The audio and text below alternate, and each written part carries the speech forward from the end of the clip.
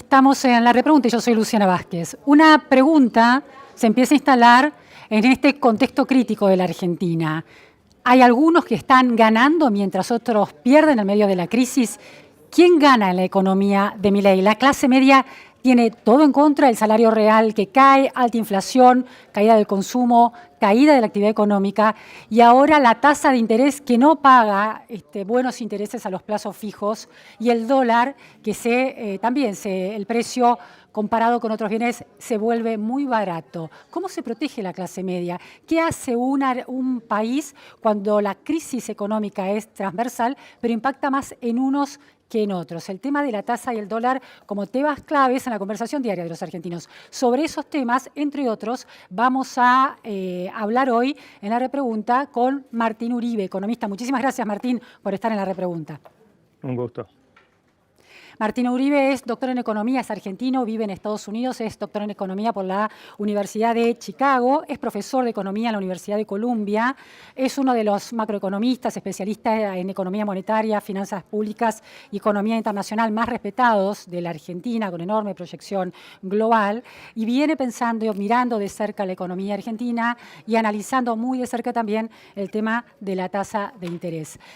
Martín, yo planteaba que hay una conversación, una preocupación de la opinión pública que se va instalando y va ocupando mayor espacio en relación a que la clase media está muy golpeada. Comparado con otros sectores, vemos en Wall Street las acciones de las empresas argentinas que suben, los bonos argentinos que también suben, y hay un reconocimiento de la política económica del gobierno por parte de lo que decimos el mercado. Al mismo tiempo, la gente común vive esta realidad que planteaba.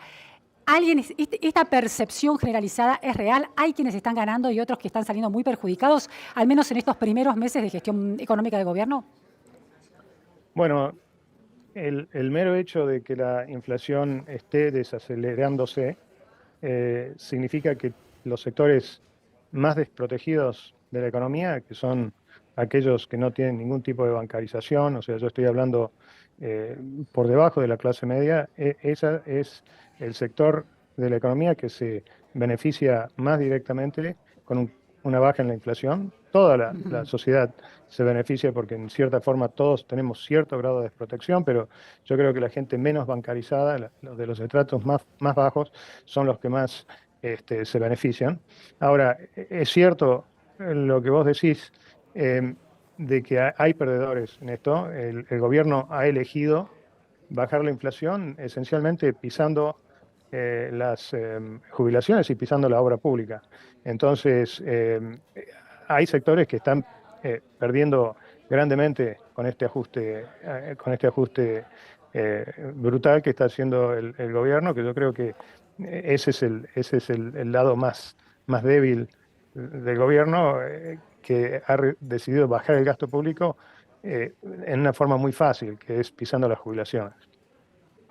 Ahora, Martín, señalás que los beneficiados son los sectores populares, los pobres, los que están por debajo del nivel de la pobreza. ¿Pero qué pasa con los mercados? Sí, los mercados han tenido un florecimiento en estos 100 días del gobierno de Milei. Lo que hemos visto ha sido un aumento en el precio de los activos. El gobierno argentino no está pagando. O sea, el gobierno argentino todavía no ha desembolsado ni un dólar. Seguimos sin pagar nada, igual que antes. El riesgo país ha bajado porque hay una perspectiva de que con una solución del problema fiscal el gobierno va a tener recursos para ir pagando los intereses y el capital una vez que estos se vayan devengando. Pero hasta el momento ese ha sido un beneficio de los tenedores de bonos extranjeros que tiene que ver con un aumento en el precio, pero no es que han recibido recursos de la República Argentina en términos de pagos de intereses y capital. Ahora, si uno compara esas dos puntas del espectro social, las personas, los sectores más empobrecidos y, por otro lado, los sectores que se benefician, por lo menos en el precio de sus tenencias, aunque no están recibiendo dinero todavía, uno podría argumentar que esos sectores empobrecidos, es cierto, la inflación a la más controlada los terminaría beneficiando, pero la falta de actividad económica implica que también circula menos trabajo y menos dinero en la calle. Sí, sí, eso es cierto. Yo creo que un grave problema de este programa de estabilización es que ha dejado a la economía encorsetada igual que estaba antes. O sea, la economía argentina hoy tiene el mismo cepo cambiario que tenía durante el kirchnerismo. Y una economía, y yo creo que el cepo cambiario es uno de los impedimentos más grandes que ha tenido la Argentina para crecer en los últimos 15 años. No solamente no ha crecido, Argentina ha regresionado en los últimos 10 años, el Producto Bruto Per cápita es 10% más bajo que hace 15 años, mientras que un país normal tiene un Producto Bruto Per cápita que crece al 2% por año. Y yo creo que es inentendible por qué el cepo cambiario sigue en su lugar. Esa es la gran diferencia entre un gobierno de ideología libertaria y un gobierno de ideología liberal. Un gobierno de ideología libertaria tiene el estómago para mantener el cepo cambiario por 120 días. Todavía no ha tocado nada del cepo cambiario. Un gobierno liberal no hubiese mantenido el cepo cambiario ni por un día. Yo personalmente creo que el cepo cambiario se tiene que levantar inmediatamente, porque eso es lo que le está poniendo freno al crecimiento argentino. Y yo veo que nosotros, los economistas argentinos, estamos padeciendo una especie de síndrome del rey desnudo. O sea, nosotros vemos que el rey está desnudo y no hacemos nada. O sea, usted le pregunta a los economistas, en todo el arco ideológico argentino, desde el kirchnerismo hasta Milei mismo, pasando por los moderados, los economistas moderados, y todos dicen que el cepo cambiario no se puede cambiar, no se puede eliminar, que es, a mi parecer, inentendible. Cuando estábamos con el gobierno de Fernández decían no se puede levantar porque la emisión monetaria está financiando 6% del Producto Bruto. Ahora no hay emisión monetaria, la emisión monetaria para financiar al gobierno es cero, y se dice ahora que no se puede levantar porque la tasa real de interés es negativa, etcétera, etcétera. O sea, estamos en una situación en la que estamos enfrascados en una situación en la que creemos que el cepo cambiario no se puede cambiar. Bueno, eso nos pone en una situación muy mala. Fíjate, Luciana, que en el mundo hay solamente 24 países con cepos cambiarios. De esos 24 países, solo 14 tienen una brecha cambiaria por encima del 10%. O sea, estamos en un club de 14 países. Esos 14 países incluyen países como Líbano, Siria, Irán, Congo, Birmania, Burundi, Yemen, Algeria, Nigeria. O sea, estamos en un club macroeconómicamente hablando pésimo. Estamos con lo peor de lo peor en términos de política macroeconómica. Y todavía Ahora, Martín, creemos que no podemos salir del cepo. Sí. pero quiero entender, porque estás diciendo algo muy, muy fundamental. Primero, ¿quién sería o qué sería el rey desnudo? ¿Qué sería qué, perdón? El rey desnudo. El rey desnudo sería que tenemos una distorsión fenomenal en la economía. El cepo cambiario distorsiona todos los mercados que tengan un componente de comercialización internacional, que sean comerciables internacionalmente. Distorsiona el mercado agrícola, distorsiona todos los mercados de las economías regionales, distorsiona a toda la industria argentina que necesita insumos para la importación. O sea, es una distorsión fenomenal que impide a un país crecer. Lo tenemos al frente de nuestros ojos y no lo vemos. Ese es el rey desnudo. Bien, ahora, planteas otra cosa, que en esta oposición de un economista o una economía verdaderamente liberal y una libertaria, la libertaria no hace lo que debería hacer, que es abrir la economía y levantar ese cepo. ¿Por qué, digamos, lo liberal se diferencia de lo libertario en ese punto? Bueno, porque un economista liberal sabe de la importancia de liberar los mercados que funcionan bien. El mercado agrícola funciona bien. Los mercados de las economías regionales, el mercado del vino, el mercado del limón, son mercados que funcionan más o menos bien. Los mercados que tienen que ver con productos industrializados en el mundo funcionan bien. Entonces, un liberal nunca encorsetaría en la forma en la que la Argentina lo encorseta, porque en ese club de países que yo te estoy nombrando, la Argentina es el que tiene el cepo más restrictivo. Mientras que un economista libertario tiene estómago, no tiene ningún problema teniendo un cepo. Es más, Tiene estómago, pero ¿en qué se basa ese estómago? En qué concepto ideológico se basa? Porque el sentido común que se ha instalado es que el libertario está dispuesto a redoblar apuestas en contra, en contra del Estado y dar libertades inclusive más impensadas que un liberal no tomaría. Entonces, ¿por qué tiene estómago para retener y para encorsetar la economía? Bueno, obviamente que eso no es así porque los libertarios en este momento en la Argentina tienen el cepo cambiario. O sea, peor libertad económica que un cepo cambiario no hay. Ahora, ¿por qué lo hacen? Yo te puedo dar, yo te dije al principio que para mí es inexplicable, pero te puedo dar dos razones posibles. Una es falta de un marco conceptual claro. Este es un gobierno en el que el marco conceptual de los que dirigen la economía no es muy sólido. O sea, una cosa es ser un trader en Nueva York y otra cosa es ser un economista con un marco conceptual macroeconómico sólido. Eso no existe en este momento. Pero hay colegas suyos, macroeconomistas, argentinos y latinoamericanos, que tienen una mirada distinta de, usted te está refiriendo directamente a Luis Caputo, es decir, que no consideran solamente que es un trader. Tu mirada es muy crítica en ese punto. Bueno, yo difiero. Yo creo que, por ejemplo, decir que se necesitan 15.000 millones de dólares para levantar el cepo cambiario, que un libertario diga eso, es una contradicción en términos. O sea, decir, yo libero un mercado solamente si me dan 15.000 millones de dólares. Yo personalmente espero que el Fondo Monetario no abra la billetera, no le abra la billetera a la Argentina antes de que levante el cepo cambiario.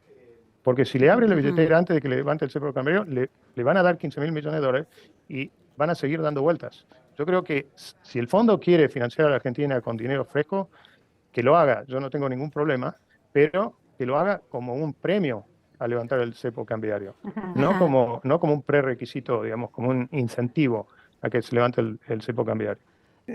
Digamos, una vez que un país deja de emitir para financiar al fisco, y yo ahí al gobierno le doy crédito, le doy todo el crédito que se merece, una vez que un país deja de emitir para financiar al Tesoro, está en territorio firme como para levantar el cepo cambiario y pasar a utilizar como instrumento de política monetaria a la tasa de interés, que es lo que hacen todos los países de la región. En nuestra región no hay ningún país que tenga cepo cambiario. Estoy hablando del vecindario cercano nuestro, ¿cierto? Los países limítrofes, sí. Quitando a Bolivia. Bolivia ahora ha entrado en una situación muy complicada en términos cambiarios, pero no existe ninguna razón macroeconómica para no levantar el cepo. No existe. Hay quienes sostienen que levantar el cepo en este momento podría generar una corrida cambiaria. ¿Esa posibilidad no la ves? No, yo esa posibilidad no la veo porque, digamos, lo que dicen los economistas que creen en eso es que habría una corrida de la deuda que emite el Banco Central a dólares, entonces la gente se desprendería de esos pases, y se iría el dólar. Yo creo que eso no es así. Y cuando se argumenta que esos pases tienen en este momento, gracias al cepo, tasa de interés negativa, yo les recuerdo que los papeles que emite el Banco Central tradicionalmente han tenido tasa de interés real negativa. ¿Por qué? Porque el único papel que existe en la Argentina, denominado en pesos, que tiene riesgo de default nominal, ¿okay? Estoy aclarando, riesgo de default nominal cero, son los pases y las LELIQs. O sea, en este momento hay más pases que LELIQs, pero ese es un instrumento extremadamente seguro en términos nominales, tiene cero default risk y es líquido. O sea, los bancos lo usan para hacer transacciones, para pasar recursos de un banco al otro, etc. Entonces, es lógico que tenga tasa real de interés negativa. Entonces, yo les digo a los que tienen esos temores que esa corrida no va a ocurrir si se levanta el cepo. Martín, tasa de interés el gobierno la viene bajando, eso tiene efectos negativos, por ejemplo, en la clase media que intenta protegerse de alguna manera en cada crisis argentina o poniendo su plata en plazos fijos que superen, que igualen a la inflación o la superen, o en dólares que se revaloricen contra el peso. Ninguna de las dos cosas está sucediendo. Al mismo tiempo, el FMI le pide al gobierno que suba la tasa. ¿Cómo ves esa lógica? ¿Cuál es la dinámica de la tasa de interés actual y los efectos que tiene? ¿Y cuál debería ser esa lógica? Bueno, yo creo que, y de nuevo, es imposible en la Argentina hacer ninguna discusión que no esté enmarcada dentro de una situación de cepo cambiario. Yo creo que la gente en este momento, yo creo que una vez que el Banco Central deja de emitir para financiar al fisco, está bien, me parece una política correcta, comenzar con una tasa de interés que tenga una trayectoria declinante. ¿Por qué? Porque eventualmente el país va a tener una tasa de inflación, si seguimos con esta política de cero emisión para financiar al Tesoro, vamos a tener una tasa de interés similar a la de Chile o a la de Uruguay eventualmente. Por lo tanto, en algún momento la tasa de interés se tiene que embarcar en una trayectoria declinante. Yo hubiese ido más gradualmente. ¿De cuánto es la tasa de interés en Chile, por ejemplo, actualmente, Martín? De menos de 2 dígitos, de un dígito. Anual, estamos hablando anual. Nosotros estamos en 6% mensual, o sea, Sí, estamos sí. muy por encima de los 2 dígitos, o sea, estamos en los 2 dígitos altos, digamos. Estamos en 3 dígitos nosotros, 3 dígitos bajos. Entonces, yo creo que es conveniente tener una trayectoria descendiente de la tasa de interés, pero repito, podría haber sido un poco más gradual. El Banco Central lo que está eligiendo es no hacer ningún cambio por un mes y después hacer cambios grandes cada un mes. Yo hubiese ido más gradualmente, pero no estoy en desacuerdo con una tasa de interés declinante.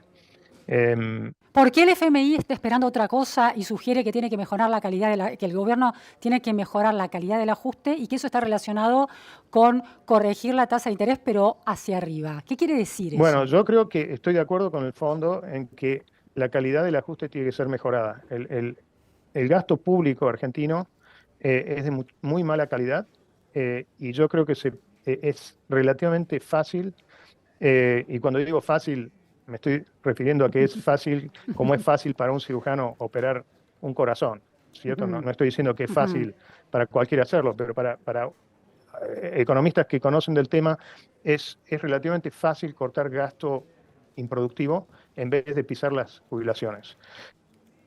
Pero estás planteando tu mirada sobre quien lidera el proceso económico, el ministro de Economía, no es la de un economista que conoce cómo recortar quirúrgicamente el gasto público.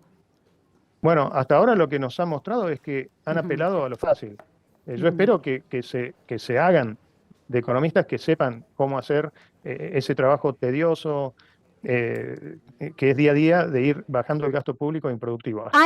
¿Existen esos economistas en la Argentina? Sí, la Argentina tiene, la profesión económica en la Argentina tiene integrantes de primerísimo nivel, gente que yo admiro mucho. Pero los economistas también han sido corresponsables de las crisis económicas cíclicas que la Argentina tiene. No, yo no creo que los economistas hayan sido corresponsables. Yo creo que quizás haya habido un poco de impericia en alguna administración, pero yo creo que fundamentalmente es una cuestión política. Por eso yo siempre digo que una contribución muy importante, positiva, de la administración de Milei es esta idea de que el crecimiento tiene que ser liderado por el sector público, que la inflación tiene un origen fiscal y que es fogoneada por la emisión monetaria. Yo creo que a eso hay que darle crédito a este gobierno. Es una contribución muy positiva. Para terminar con la pregunta que me hiciste sobre las tasas de interés, yo creo que el Fondo Monetario tiene esta idea clásica de que hay que levantar la tasa de interés para que el tipo de cambio no se dispare. Yo creo que esa es una visión equivocada del fondo. Yo creo que el fondo lo que tiene que insistir es, sí, en mejorar la calidad del ajuste, sí, en que el gobierno siga con la política de cero emisión para financiar al fisco, y luego con la tasa de interés, lo que el Fondo Monetario debería aconsejar es una trayectoria de normalización de tasas. Vale decir, las tasas de interés tienen que ir hacia la baja, y yo creo fundamentalmente que lo que el Fondo Monetario le tiene que presionar al gobierno para que haga es levantar el cepo cambiario de una vez, repito, el cepo cambiario, nosotros porque estamos en Argentina y no lo vemos, ya hace 15 años o mínimo 12 años que estamos con el cepo cambiario, creemos que es la única, es una especie de normalización que hemos asumido, es ese rey desnudo que no vemos, pero no nos damos cuenta que el cepo cambiario realmente nos impide crecer y que no vamos a crecer mientras tengamos estos corsets en la economía. Martín, vos señalás como algo positivo el ajuste decidido por el gobierno y esa matriz conceptual de una política fiscal sana. Por otro lado, pero eso ha tenido impacto en la gente, ¿no? En principio ha impactado en el bolsillo de las personas. Por otro lado, señalás una baja de la tasa de interés como algo positivo, pero también tiene impacto, por lo menos en la coyuntura, en la gente que no sabe dónde poner su dinero para protegerse en algo a la inflación que sigue vigente, aunque esté a la baja. Y ahora señalás que el cepo debería levantarse ya. La pregunta es, ¿no puede impactar otra vez en el bolsillo de la gente, por lo menos en el corto plazo, condicionando mucho a la clase media y los resultados, bueno, esos resultados positivos quizás tarden en llegar? Yo creo que repito, si el gobierno continúa con su disciplina monetaria, vale decir, sin emitir para financiar al Tesoro, el levantamiento del cepo no va a llevar a una corrida cambiaria y al mismo tiempo va a liberar fuerzas económicas que en este momento están totalmente restringidas. Yo creo que, por ejemplo, la producción del agro va a crecer fuertemente. La producción en las economías regionales, que en este momento están muy deprimidas, rápidamente se va a ver una mejora. Inclusive la actividad industrial, que en este momento está forzada a funcionar prácticamente sin insumos importados. O sea, es muy difícil funcionar de esa forma.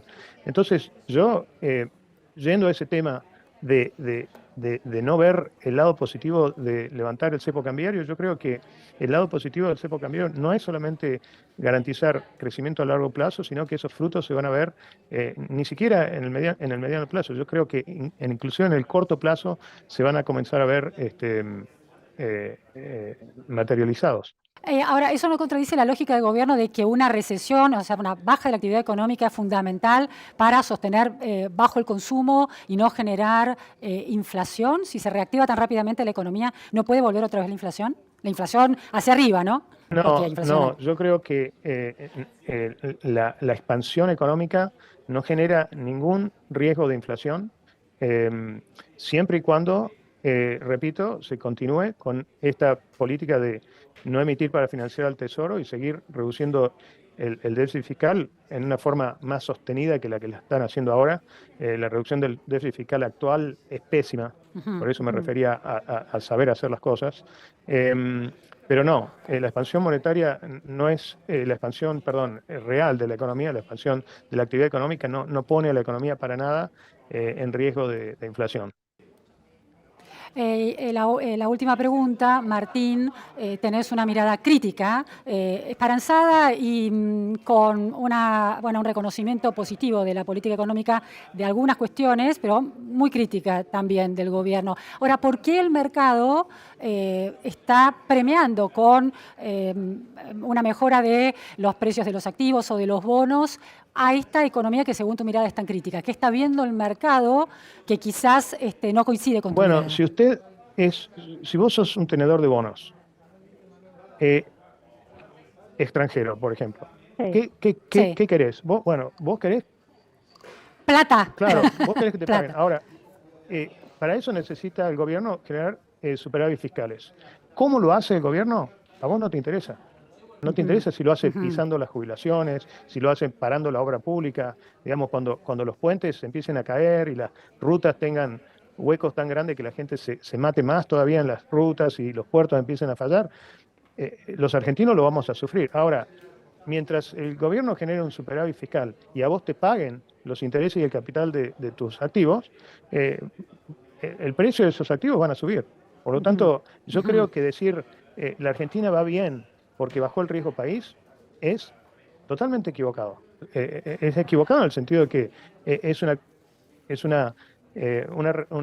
reflejo parcial de lo que está pasando en el país. La calidad del ajuste es importante. Al tenedor de bonos no le importa la calidad del ajuste. No le importa siempre y cuando pueda sostenerse el gobierno en el poder, y esa gobernabilidad no depende del bienestar del ciudadano común. ¿No mira eso el tenedor de bonos? Sí, lo mira, los mercados son, digamos, bastante miopes a veces, en el sentido de no ahondar en la sostenibilidad de la política fiscal. Ellos ven que si hay espacio fiscal hoy, ellos van a recibir dinero. Y si reciben dinero, sube el riesgo país. O sea, no es que los... es miope no en el sentido de que los inversores no son racionales, sino que, digamos, una caída en el default, en la probabilidad de default de corto plazo, tiene un efecto de primer orden en el precio de los activos. En ese sentido, Claro. parecería miope, no estoy diciendo que son irracionales.